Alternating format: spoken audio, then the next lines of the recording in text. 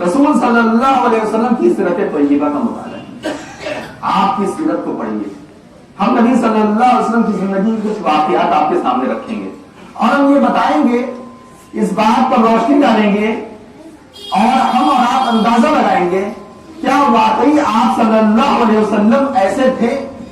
क्या रसूल सल्लल्लाहु अलैहि वसल्लम का दिमाग, उनका जहन जर्रा बराबर भी दहशत गर्दाना था?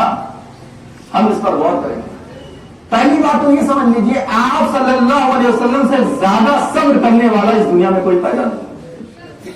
आप सल्लल्लाहु अलैहि वसल्लम पर जितने ज्यादा जुल्म हुए उतना किसी और के साथ जुल्म नहीं हुआ। सबसे ज्यादा जुल्म नबी सल्लल्लाहु अलैहि वसल्लम की जाते अक़दस पर।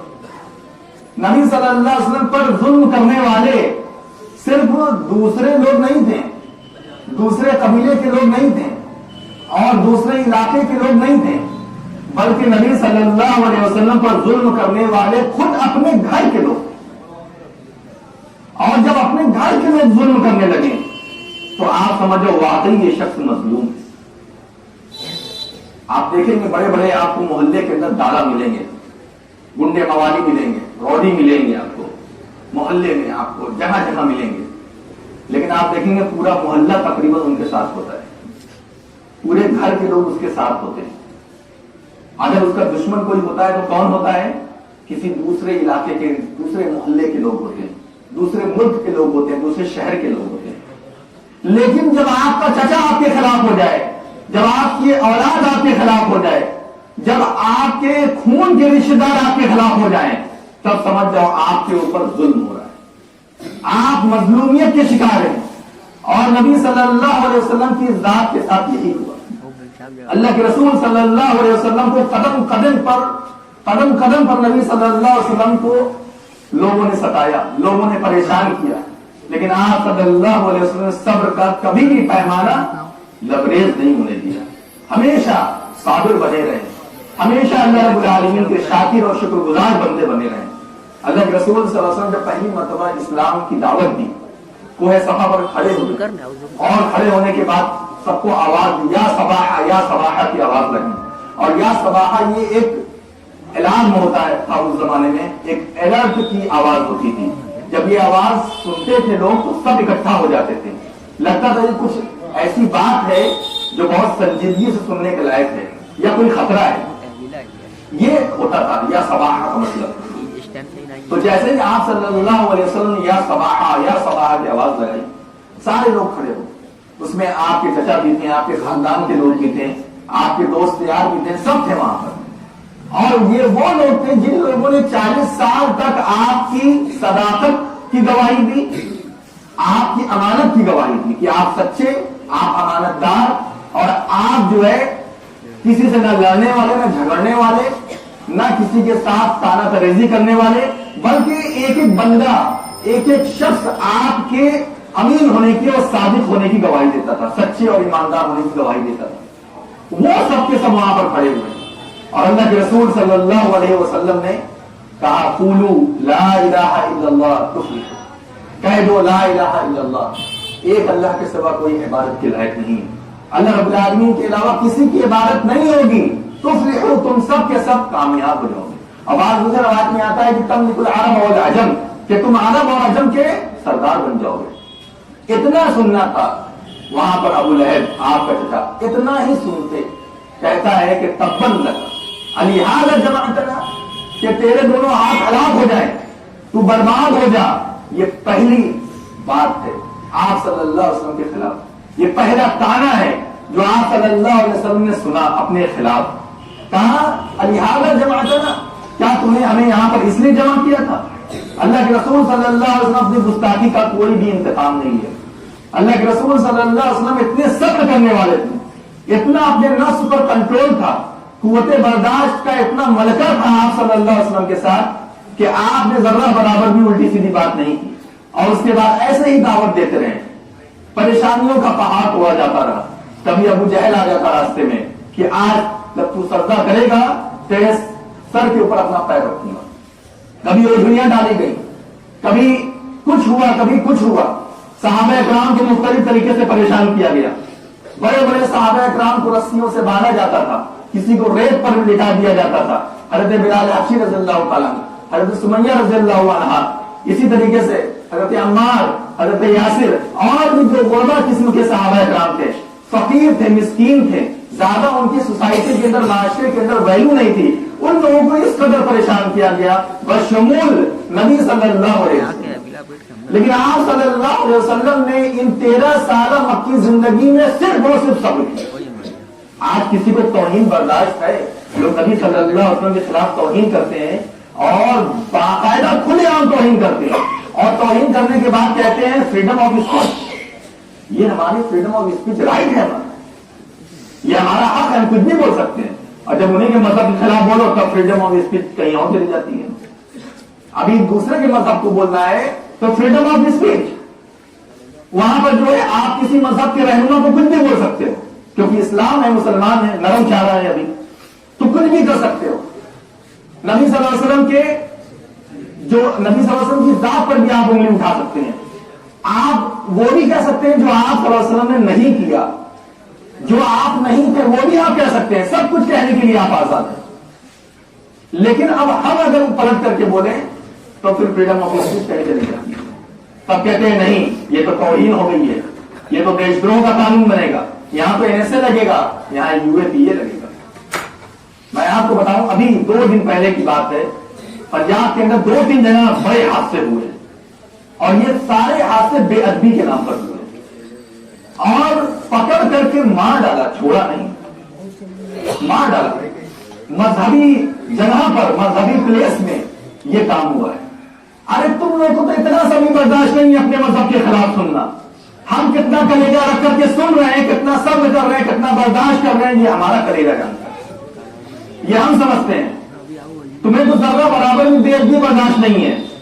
मैं जानता हूं, मैं 2-3 दिन से न्यूज वगैरह देख रहा हूं इस सिलसिले में, एक भी लीडर, एक भी कायद दुनिया का, हमारे मुल्क का, बिलखुसूस हमारे मुल्क का, जिसने ये लफ्ज कहा हो कि उस शख्स को मॉब लिंचिंग में मारना नहीं चाहिए था, किसी एक ने कहा हो तो आप बता दें।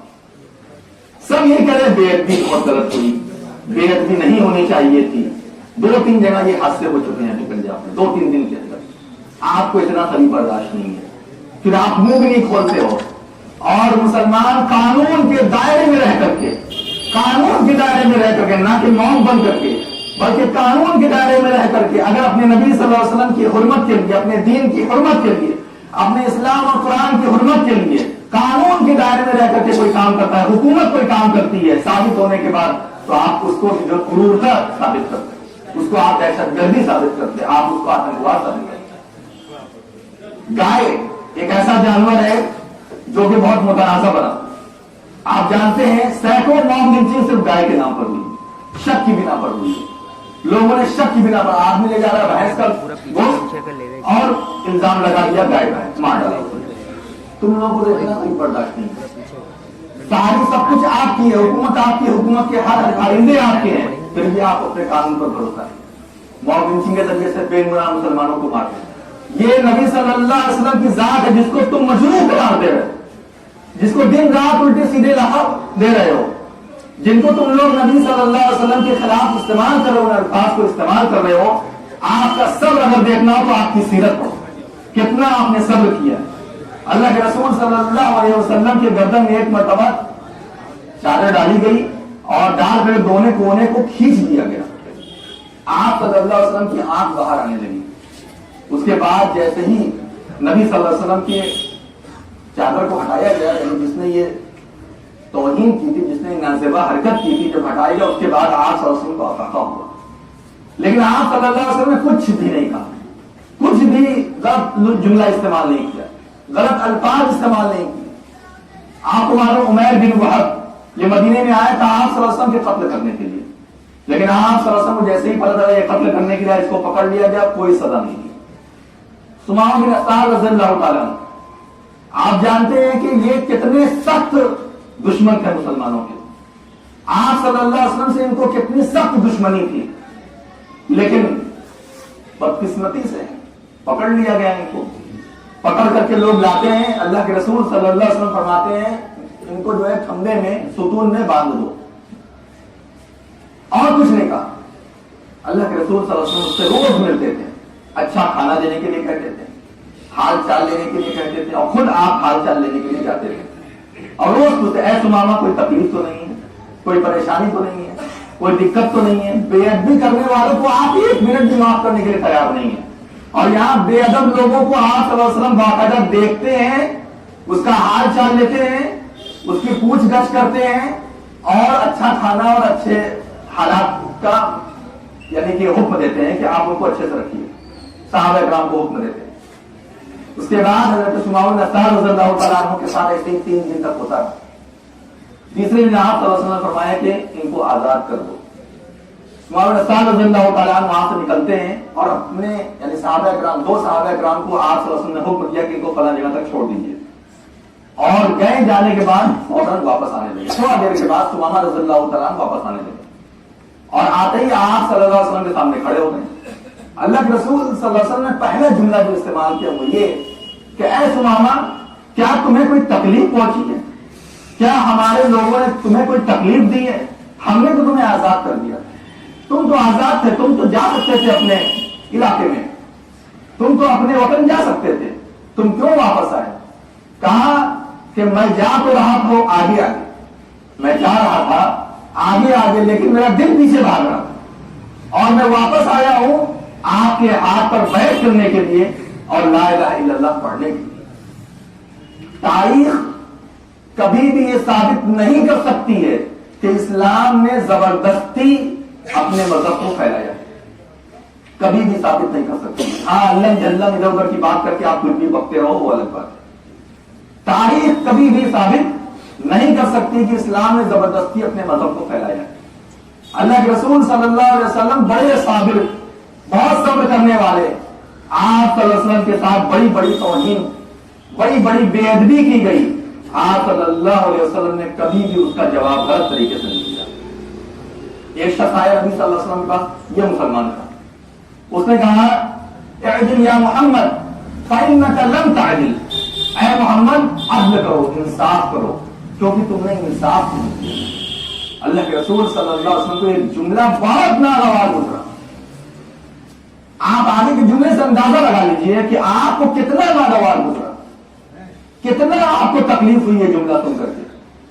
کہتے ہیں آپ صلی اللہ علیہ وسلم وَمَن يَعْدِلْ إِذَا لَمْ أَعْدِلْ, کون عدل کرے گا جب میں ہی عدل نہیں کروں گا, میں انصاف نہیں کروں گا تو کون انصاف کرے گا؟ میں تو وہ ہوں جس نے کھلے عام کہہ دیا یا فاطمہ, یا فاطمہ بنت محمد,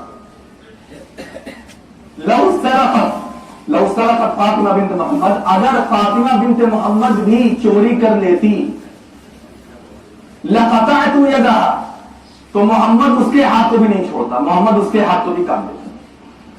ایک مرتبہ چوری کا کیس آیا اور کوئی سفارش لے کے آیا, اللہ کے رسول معاف کر دیجیے, اللہ کے رسول معاف کر دیجیے.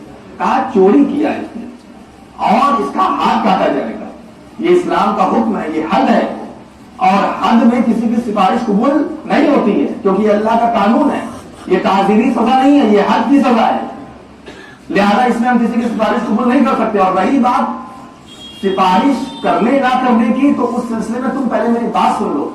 لو کانت فاطمہ بنت محمد, اگر فاطمہ بنت محمد یعنی میری اپنی لڑکی بھی ہوتی اور وہ چوری کر کے آتی, لقطعت یدها, تو محمد اس کا بھی ہاتھ کاٹتا.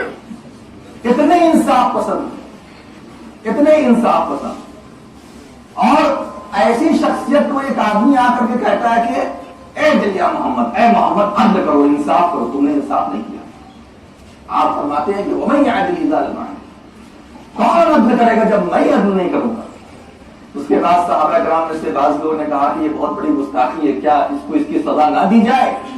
آپ صلی اللہ علیہ وسلم نے فرمایا اس کو چھوڑ دو, اس کو چھوڑ دو. یہ صبر تھا اور آپ کا سلوک تھا. اتنی بڑی بے ادبی پر آپ نے خاموشی اختیار کی. مسجد میں لوگ نماز پڑھ رہے ہیں, نماز سے فارغ ہوتے ہیں, ایک شخص آتا ہے اور آ کر کے پیشاب کر دیتا ہے. دیکھو بے ادبی. ہمارا مذہب کیا سکھاتا ہے اور ہمارے مذہب کو کیا لوگوں نے پیش کر کے دکھایا ہے. ایک شخص آتا ہے, پیشاب کرتا ہے, عربی آتا ہے اور آ کر کے پیشاب کرتا ہے.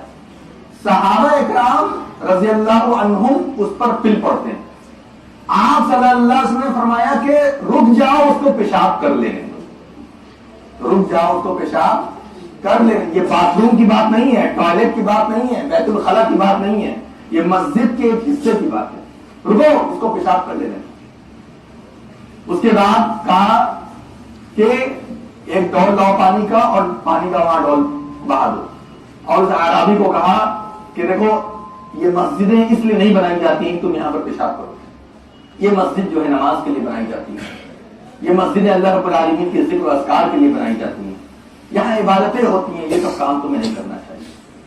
آج بھی اگر کوئی شخص مسجد کے باہر دیوار میں پیشاب کر دے ہمارا رویہ کیا ہوگا؟ میں بتاؤں کہ ہم لوگ خود آپ صلی اللہ علیہ وسلم کی سیرت پر عمل پیرا نہیں جیسا ہونا چاہیے.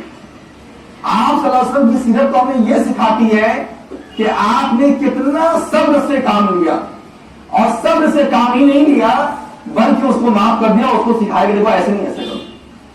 یہ آپ صلی اللہ علیہ وسلم کا صبر کا پیمانہ تھا.